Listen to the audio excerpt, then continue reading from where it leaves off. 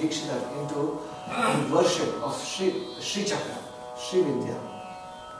Sri Vidya or Sri Chakra worship is one of the highest forms of mother worship. Very esoteric, and teachers will not part with that knowledge unless they are absolutely sure, because they would say that if the disciple goes astray, the blame will be on the teacher. So unless the teacher is really sure of what is the potential of the disciple, they would not part with that kind of knowledge. But Chidambarnath Yogi, initiated Dikshitar into the Sri Vidya. And so, while Dikshitar composed, compositions on pretty much everybody, all deities that he came across, he was an equal opportunist in that way. He praised every deity that he came across. But then, some of his most weighty compositions are in praise of the Mother Goddess. Very complicated, very intricate compositions in praise of the Mother. So he stayed 5 years, and the other story is this, that one day he was bathing in the Ganges, and he was praying to the Mother, and suddenly a veena, appeared in the river, and he just picked it up. And that became his instrument of choice. So all his compositions, he used the veena to help him compose the compositions. And so that's why the picture that there is, has a veena in his hand. So the veena is, this is how you pluck the string, and then these are the frets, and then you use the frets to. The interesting thing is in the picture, on the left hand side, you can see that the end kind of goes up. That's called the yali. All the veenas has the yali that goes downwards. The curve is down, but this was a special veena that Dikshitar got.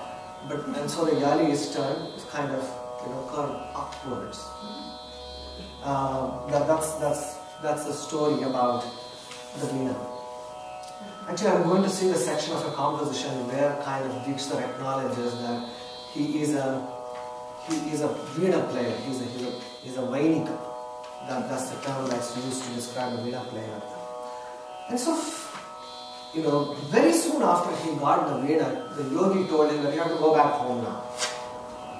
You have to go home. And Dikshitar was kind of, what is this? I have stayed here 5 years, and then suddenly one fine day you asked me to go back home. But this was his teacher, spiritual teacher, and he had to follow.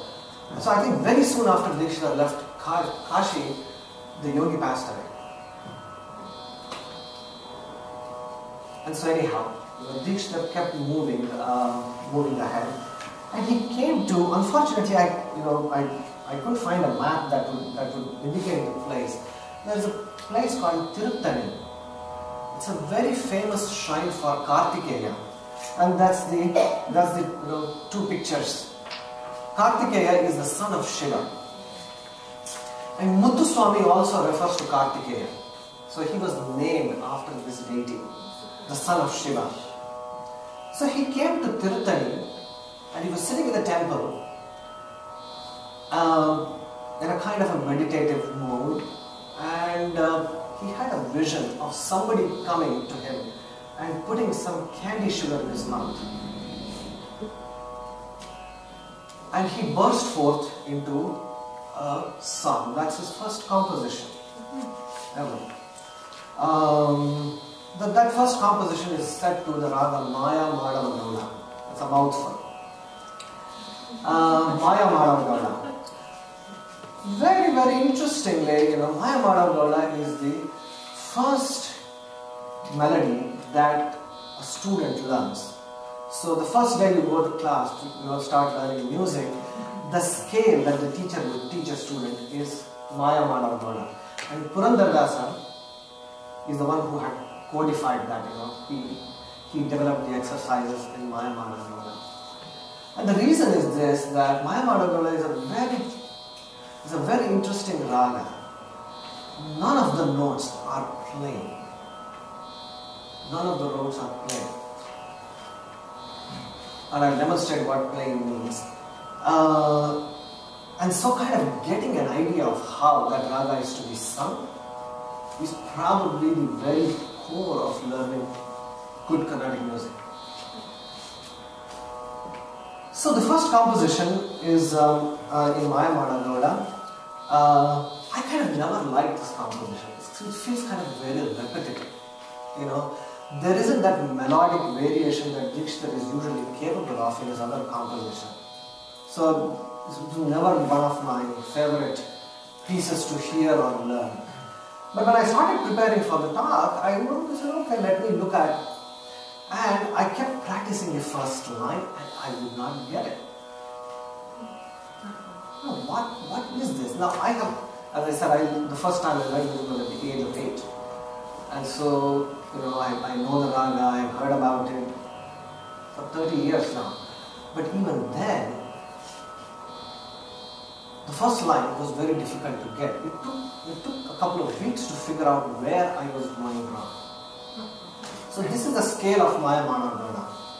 Sa re ga ma pa da ni sa sa ni da pa ma ga re sa. This is the scale. So if I want to play this on the harmonium, you know, which is what I call plain note, this is how it would sound.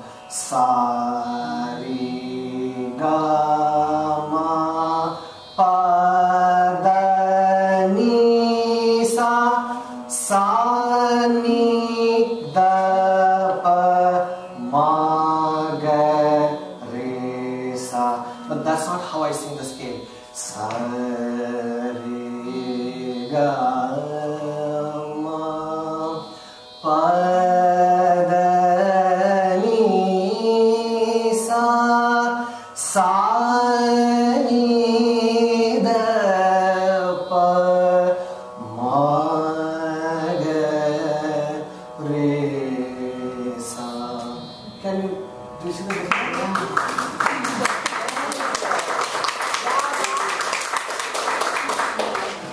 So if I don't visualize the notes in my head, you know, in the way that it's to be sung, with the gamakas, with the oscillations, there's no way I can learn.